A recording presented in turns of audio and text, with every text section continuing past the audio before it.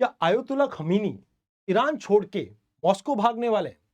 और कौन है ये मोहम्मद रजा पहलवी जिनके नाम से पूरा ईरान गूंज रहा है? एंड क्यों इवन डोनाल्ड ट्रंप को भी इनको फोन करना पड़ा? देखिए, इन सभी बातों का जवाब 1979 की इस्लामिक रेवोल्यूशन में छुपा हुआ है।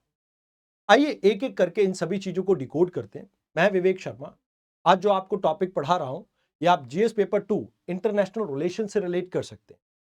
तो शुरुआत करते हैं 1979 से।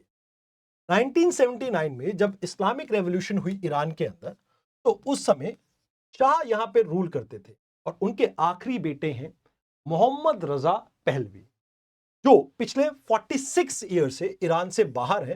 बिकॉज जब 1979 में रिवोल्ट हुआ था, इवन लोगों ने इन्हें मारने तक की सोची थी। एक समय वो था जहां पे डाउन विद शाह के नारे लगते थे और इन्हें एक करप्ट लीडर की तरह देखा जाता था। अब वही जनता है जो ये कह रही है कि हमें प्री अथॉरिटेरियन प्रॉस्पेरिटी को सिर्फ शाह दिला सकते हैं, और इस वजह से आज की इस अपराइजिंग में जावेद शाह के नारे लग रहे हैं, यानी लॉन्ग लिव शाह। अब अगर इनकी बात की जाए, ये एक ट्रेंड फाइटर पायलट हैं जो कि यूएस से ट्रेंड है। एंड इन्होंने लोगों को कहा कि एक आखिरी बार आप जोर और लगा लीजिए। एंड इवन इन्होंने डिफेंस फोर्सेस को यह कहा कि आप लोगों का साथ दें ताकि यहां पे ईरान के अंदर सत्ता चेंज हो सके। तो ये एग्जाइल अपना खत्म करने की सोच रहे हैं। एंड मोर ओवर यहां पे इन्होंने कहा कि किसी भी बाहर की मिलिट्री का उन्हें साथ नहीं चाहिए। अगर लोग खुद से चाहते हैं तो ही ये वापस यहां पे आएंगे। तो इनकी वैसे एक मीटिंग जो है शेड्यूल्ड है डोनाल्ड ट्रंप के साथ अगले वीक में। बट देखते हैं उसका क्या नतीजा रहता है। बट उससे पहले शायद हो सकता है कि यहां पे खमीनी गवर्नमेंट चेंज हो जाए। अब ऐसा मैं क्यों कह रहा हूं, इसके पीछे एक रीजन है। 1979 में जब इस्लामिक रेवोल्यूशन हुई थी, तो इसके पीछे जो मेजर हाथ था वो बाजारी कम्युनिटी का था। बाजारी मतलब मर्चेंट क्लास। ये ट्रेडिशनली फाइनेंशियल बैकबोन है पूरे के पूरी इस मशीनरी की। अब कहा जा रहा है कि इन्होंने अपनी पासे पलट लिए, मतलब साइड चेंज कर लिए। और ये एक सॉफ्ट सिग्नल है। हिस्टोरिकली ये कहा जाता है कि भाई जब भी ये अपनी साइड स्विच करते हैं तो सत्ता बदल जाती है। तो इन्होंने अपनी दुकानें बंद कर दी है, तो ये एक सॉफ्ट सिग्नल है जिसकी वजह से आपको शायद रजीम चेंज देखने को मिल सकता है। तो अब रजीम चेंज को रोकने के लिए एक्चुअल में बीच में खड़ा कौन है? तो देखो, इस पूरी रजीम को चेंज होने से बचाने के लिए ये जो इस्लामिक जो रेवोल्यूशन गार्ड कॉर्प्स है, ये बीच में खड़े हुए हैं। अगर ये लोगों के प्रेशर के आगे झुक गए तो मींस रजीम चेंज हो जाएगी। बट अगर इन्होंने सख्ताई से आंसर किया इसका, तो कहीं ना कहीं इसमें लाखों बेगुनाहों की जान जाएगी। अब ऐसा मैं इसलिए भी कह रहा हूं कि अभी रिसेंट टाइम में ऑलमोस्ट 62 प्लस प्रोटेस्टर्स को मार दिया गया, जिसमें 9 तो बच्चे ही थे। एंड इवन 2000 से ज्यादा प्रोटेस्टर्स को अरेस्ट किया गया। अब कहा यह जा रहा है कि भाई इवन इस इस्लामिक रेवोल्यूशन गार्ड कॉर्प्स ने यह कह दिया कि भाई एक रेड लाइन है कि आप सत्ता के बारे में कुछ नहीं कहेंगे, गवर्नमेंट्स में कोई चेंज नहीं आएगा, गवर्नमेंट में कोई चेंज नहीं आएगा। अगर आपने इसको लेके कुछ भी किया तो आपको रिटेलिएशन भुगतना पड़ेगा। बट यहां पे ट्रंप एडमिनिस्ट्रेशन ने इनको सपोर्ट किया है, जो प्रोटेस्टर्स है। और ट्रंप ने कहा कि we are locked and loaded, हम तैयार हैं कुछ भी करने को। बस एक बार अगर आपने यहां पे बड़े हथियारों का इस्तेमाल जनता मासूम निर्दोष लोगों को मारने के लिए किया, तो we will call it as US time to enter the war. तो ये कहीं ना कहीं यूएस की एंट्री का टाइम होगा। अब देखो, इस प्रोटेस्ट के पीछे रीजन क्या है। जो अभी जो हम प्रोटेस्ट के बारे में बात कर रहे हैं, जिसमें 200 से ज्यादा लोग मर चुके हैं। ऑलमोस्ट आप ये कह सकते हो सरकार ने इंटरनेट बंद कर दिए, इंटरनेशनल कॉल बंद कर दिए, लैंडलाइन कट कर दिए, और इवन इंटरनेशनल कॉल्स के ऊपर पूरी तरह से ब्लॉकेज लगा दिए। तो कहते हैं कि भाई देखो, ये एक्चुअल में एक साइन है जहां पे ब्लैकआउट करके मोहम्मद रजा पहलवी ये कह रहे हैं कि सारे प्रोटेस्टर्स को जो रजीम है वो मार देगी। तो खमीनी जी यहां पर हो सकता है कि पूरी अपने रजीम को प्रोटेक्ट करने के लिए सारे इनोसेंट लोगों को बलि का बकरा बना दे। तो कहा जा रहा है कि इस पूरी प्रोटेस्ट के पीछे एक रीजन है बढ़ता हुआ इन्फ्लेशन, जिसकी शुरुआत हुई थी दिसंबर 28 से एक प्रोटेस्ट के तौर पे। बट अब आज की डेट में 100 से ज्यादा सिटीज आग में झुलस रही हैं just because they want to change the regime. अब इसमें सिर्फ एक ये प्रॉब्लम नहीं है। पिछले कुछ सालों से डॉलर के साथ पैरिटी मेंटेन करने के लिए सब्सिडी प्रोवाइड करती थी सेंट्रल बैंक। अब ये सब्सिडीज बंद कर दी है, इस वजह से भी ये एक कैटलिस्ट है। And more over current reality ये है कि रियाल की जो वैल्यू है वो ऑलमोस्ट 50% घट गई है 2025 में, एंड इन्फ्लेशन भी डबल डिजिट ऑलमोस्ट 50 के पार है।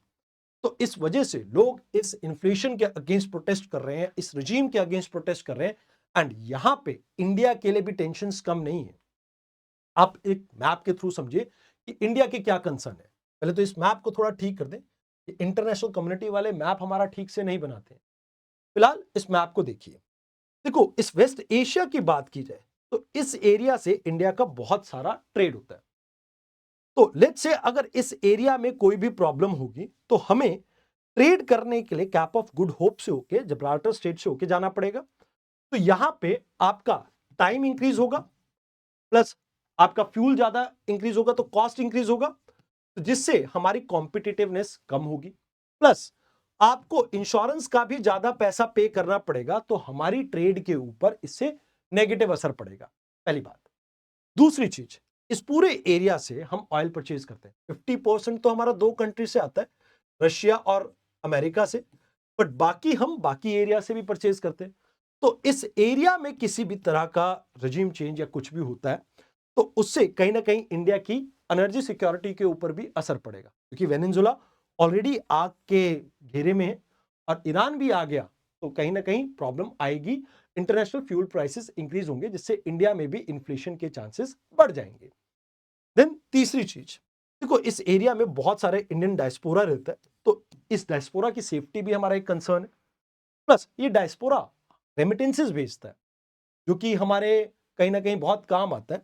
तो आप ये कह सकते हो बीओपी क्राइसिस के टाइम पे, तो ये जो आपकी यहाँ पे आपका डायस्पोरा पैसा भेज रहा था, अगर इस एरिया में अनरेस्ट होगा तो वो पैसा आना भी बंद।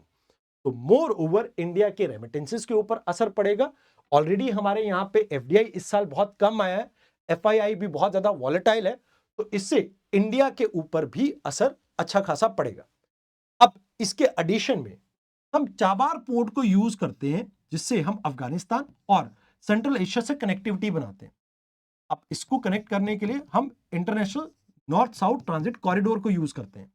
तो कहते हैं कि भाई अफगानिस्तान और सेंट्रल एशिया से हमारी कनेक्टिविटी बिल्कुल बंद हो जाएगी, बिकॉज अफगानिस्तान से कनेक्ट करने के लिए या तो पाकिस्तान यूज करना पड़ेगा हमें, पाकिस्तान हमारे साथ इतने अच्छे रिलेशन है नहीं।